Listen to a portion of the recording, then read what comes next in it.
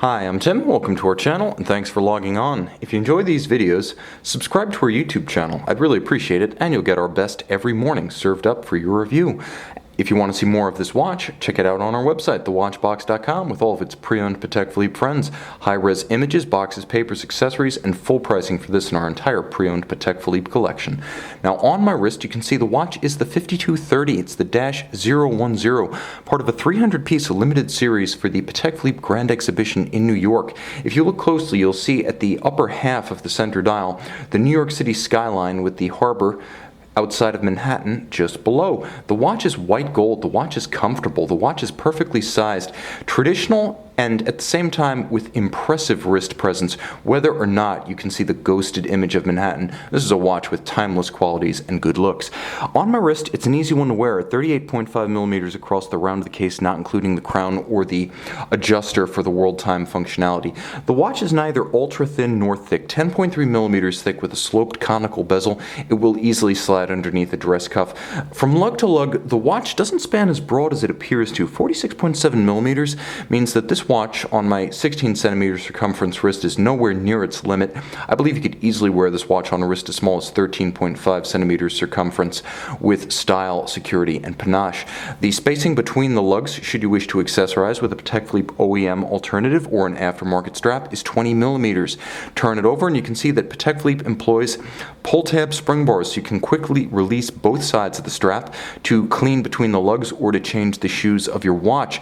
It is a navy blue gloss, large rectangular scale alligator leather, folded edge monotone stitch, calfskin on the underside. It features a filigree style Calatrava cross buckle on top of a single fold high polished white gold deployant clasp. Now Patek Philippe does not simply use white gold, and it has not since 2006. This is an alloy known as gray gold in the industry. The difference is that it is homogeneous. It's an 18 karat white gold alloy that has no milky yellow substrate beneath, so if it's scratched it doesn't need to be replated. It will never need to be rhodiumed like conventional white gold. This is gray gold.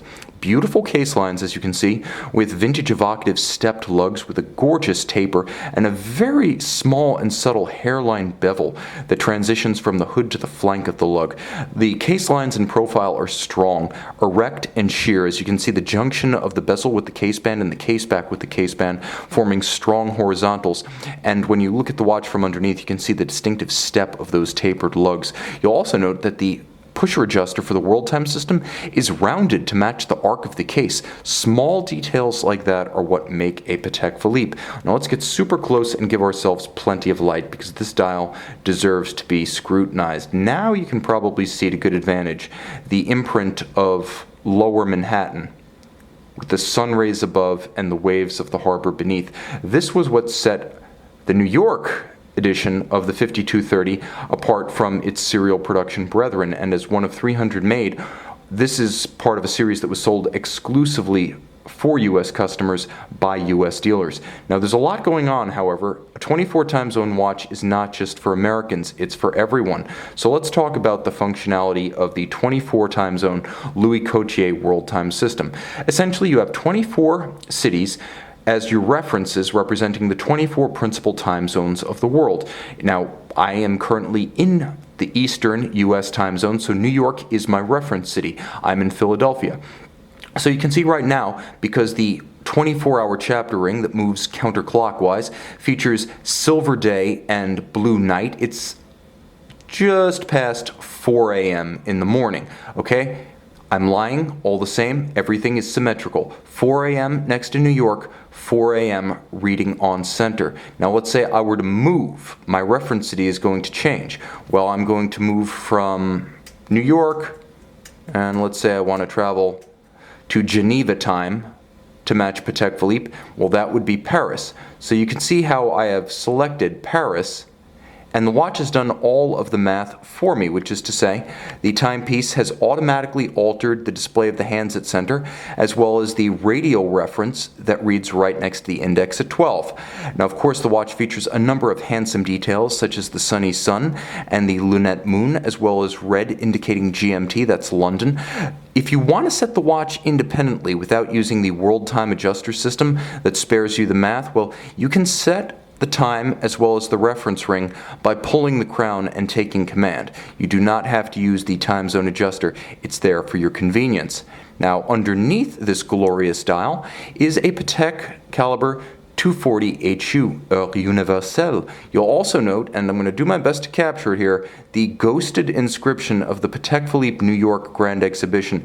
It's there, it's not disruptive, and the fact that I can barely register it on the lens should be your reassurance that it will not block your view of the movement. The movement is immaculate.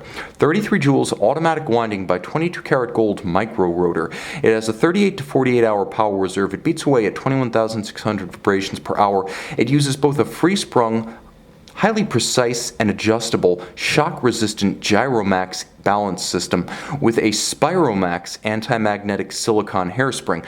More materials innovation in the winding system, though you can't quite see it. Ceramic rotor bearings, kiln-fired, unlubricated, high-efficiency, minimal maintenance, doubling down on winding efficiency. The watch features a 33 jewel pivot system with each jewel countersink visible, being beautifully rounded off and hand polished, as is the edge of every bridge. As you can see, when I turn the watch flush to the camera, all of the screw heads that are black polished turn black, and you'll note the glint and the gleam of the bridges as they light up, the mirrored, rounded, hand-finished edges.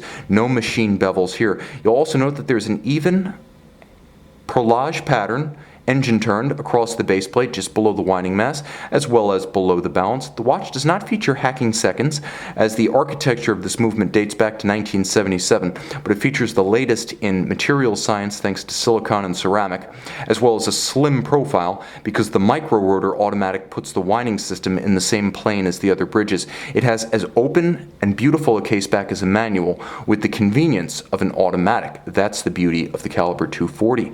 You can see and you can purchase this limited series from the New York Grand Exhibition on our website.